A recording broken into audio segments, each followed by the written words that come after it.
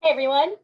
So in this video, we are going to discuss the second poem that you had to read for the Poetry 2 assignment. So if you remember, that poem was What Lips My Lips Have Kissed by Edna St. Vincent Millay. Okay, now let's take a look at it here. Okay, so if you remember, in the Poetry 2 assignment, you were asked to read the poem and list several images that you found in the poem. And then the second question asked you to look at the metaphor in the poem.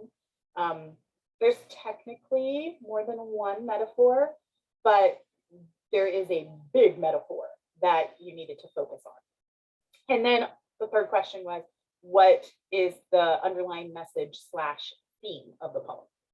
Okay, so what we have here is a sonnet. A sonnet is a poem consisting of 14 lines. There are two main types of sonnets.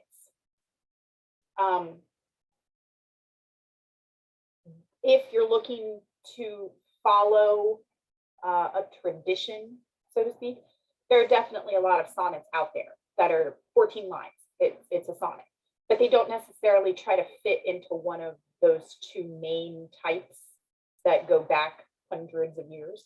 Those two types are the Shakespearean sonnet and the Petrarchan sonnet. And actually the Petrarchan sonnet came first, and then Shakespeare got into sonnet writing. He has a whole sonnet series, and he kind of changed up the format a little bit and kind of made it famous. That's why it's called a Shakespearean sonnet. He didn't invent the sonnet. He just constructed them in a way that became famous, and we attached his name to it, right? So what we have here is a Petrarchan sonnet, which means, this is the only thing that really matters about it being a Petrarchan sonnet. I'm not going to go through the history of it, but the structure of a Petrarchan sonnet is that you have these 8 lines and then a break and then the other 6 lines. And the idea is that there is some sort of connection between the two sections. So whatever is discussed in these first 8 lines, these last 6 lines somehow relate to the first section. In a true Petrarchan sonnet, it's more of like a problem solution setup. So the problem is sort of discussed in the first 8 lines, and then it gets resolved in the final 6 lines. In this case, what Millay has done is she has presented us with a problem in these first 8 lines, and then in the last 6 lines, she gives us sort of the resolution, the significance of these first 8 lines. And she does it through the use of metaphor. Okay, so in terms of the imagery in this poem, it's not nearly as chock full of imagery as Dulce Decorum was, but we do still have some. Even just that, the title in the first line, "What lips my lips have kissed." We can imagine that, we can see it. "What arms have lain under my head till morning." The rain tapping on the glass. In the second section, "In the winter stands the lonely tree." We can imagine what a tree in winter looks like. We can imagine the birds leaving, flying south for the winter, vanishing one by one, and the boughs of the tree becoming silent. The birds are no longer there chirping. So we do get these moments of imagery. It's not quite as pronounced as some of the other poems that we've read, but it is there, right?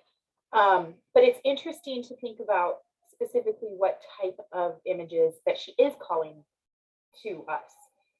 So, "What lips my lips have kissed, what arms have laid under my head," the rain tapping on the glass, right?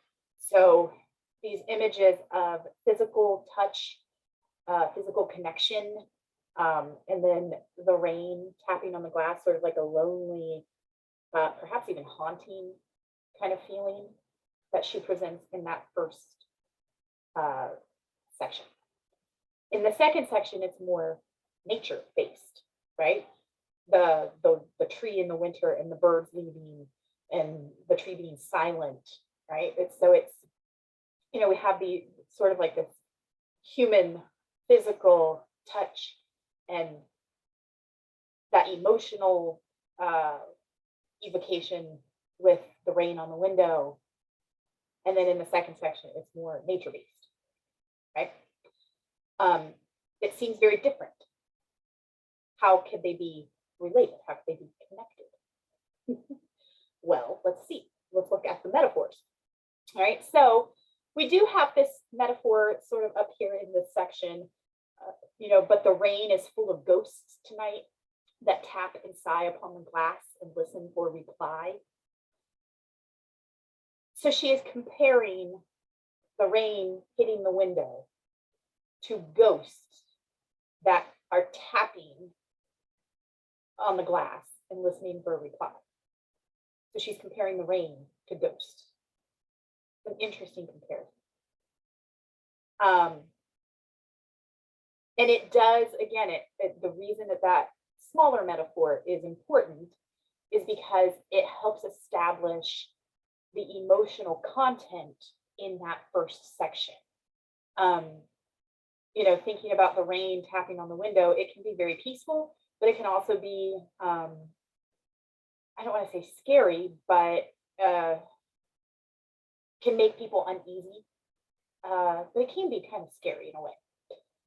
And she has been using the ghosts as a comparison to kind of enhance that feeling. If you can imagine, laying in bed and the house being kind of quiet otherwise, maybe the lights are turned off, or maybe you only have like a little bit of light coming from like a nightstand light or something like that.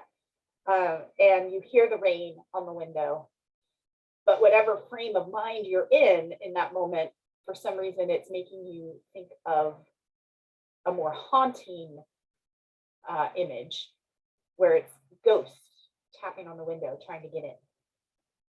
They can't get in, right? But they're tapping, they're trying to get in. So it sets up that atmosphere, if you will. The bigger metaphor, though, the more important metaphor, is this whole second section, right? This whole first section is about how she is listening to the rain. It reminds her of ghosts tapping on the window, trying to get in. And she's thinking about what lips my lips have kissed, and where and why I have forgotten, and what arms have lain under my head till morning. So she knows that she has kissed other people. She knows that she has laid in bed with people, but she cannot necessarily remember specifically who each individual is or was. So the general memories are there, but the specific details aren't. She's forgotten, right? And then the rain tapping on the glass, like ghosts trying to get in, but the ghost can't get in. So it's like, again, it's like part of a memory, but not the whole thing.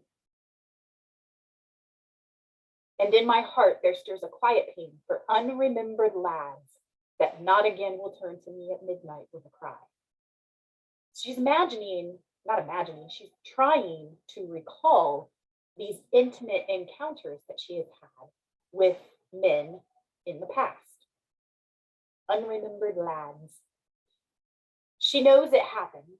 She knows these young men were with her at some point in the past. But she can't recall the specifics of who they are. And it stirs a quiet pain in her heart because she can't remember the specifics, but also for another reason. She's sad about it for another reason. And that other reason gets revealed in the second section with the bigger metaphor. Thus in the winter stands the lonely tree, nor knows what birds have vanished one by one, yet knows its boughs more silent than before. I cannot say what loves have come and gone. I only know that summer sang in me a little while, that in me sings no more. So the winter tree, right? It's bare. No leaves, no birds. But it was once full of leaves and life, and the birds were there, right? So if you think of spring and summer, the tree was in its prime, right? Full of life.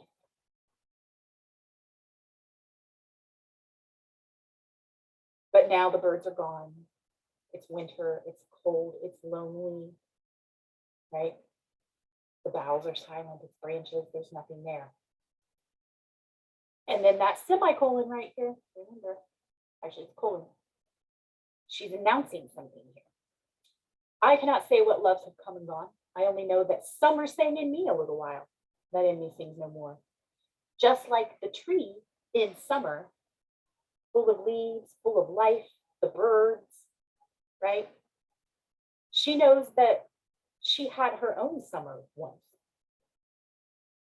Summer sang in me a little while, that in me sings no more, just like the birds left the tree and it lost its leaves, kind of, it looks almost dead now, right? That's how she feels now. She feels like the tree. She is the tree. The tree is a metaphor for herself. So the idea here is that when she was in her prime, when she was in her summer, she was full of life too. Her branches housed the birds also. The birds were the young lads that she mentions in the first section. You know, she had romance, she had passion, she had sex. She had these connections, and it was beautiful and lovely. That was when she was in her prime, though. And as the years roll by, she inches closer and closer to her winter. Her winter, our winter as people, as humans, is as we get older, old age, inching, year by year closer to dying. And once you have passed that prime of your life, that summer of your life, that season where you are in your prime and everything is new and exciting and lovely, full of life. Once you've passed that, the more time goes by, the more you look back on that part of your life with a bit of sadness, because you're losing your prime. The leaves are falling off your tree, the birds are going away, and you can't go back. There's no going back to the prime of your life. And that's a tough thing for some people to accept. And why, as we get older, we start to feel a little more melancholy looking back on the past, because we start to realize just how wonderful life was in those moments. And that even if we can find joy and peace in our golden years, it's still not the same as what life was like in our prime. You can't really ever go back. And she's gotten to a point where, so much time has passed that she only has vague memories of these experiences.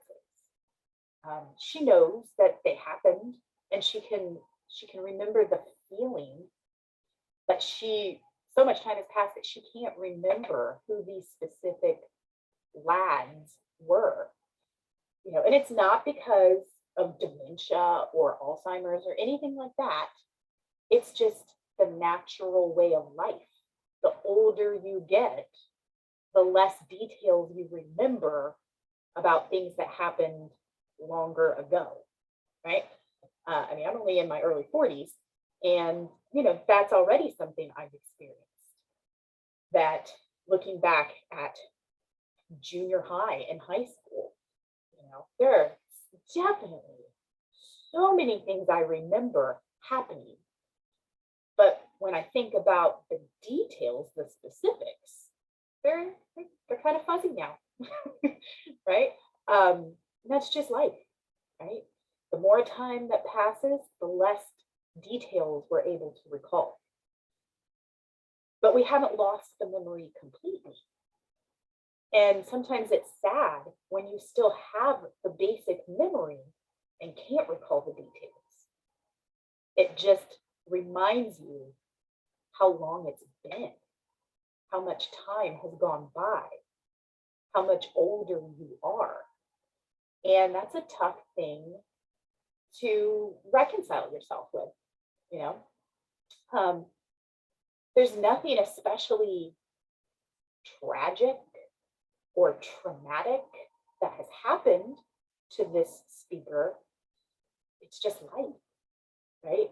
And sometimes life, even though it's that such is life, getting older, it's not always an easy thing to deal with. And this is where she's at. This is where the speaker's at this point, sharing these feelings with us. She can recall the young men that she's been with in a general sense. She knows it happened. She may even be able to still feel those feelings a little bit, but the details have long gone. Just like the birds have left the tree in winter. So the underlying theme here is just how tough it can be to realize you can never go back to the prime of your life. And sort of dealing with that reality and how lonely it can seem as you get further and further into your winter. Right? Okay. So this will show up on the exam, this poem. Make sure that you understand how the imagery and that big metaphor, the tree, relate to the underlying theme of this poem. You're going to need that for the exam. So if you have any questions, if you're still not quite certain what I've been talking about with this poem, definitely reach out. Okay. I want to make sure that you have what you need to do well on the exam. Otherwise, you guys are free to go ahead and move on to the next thing in the module.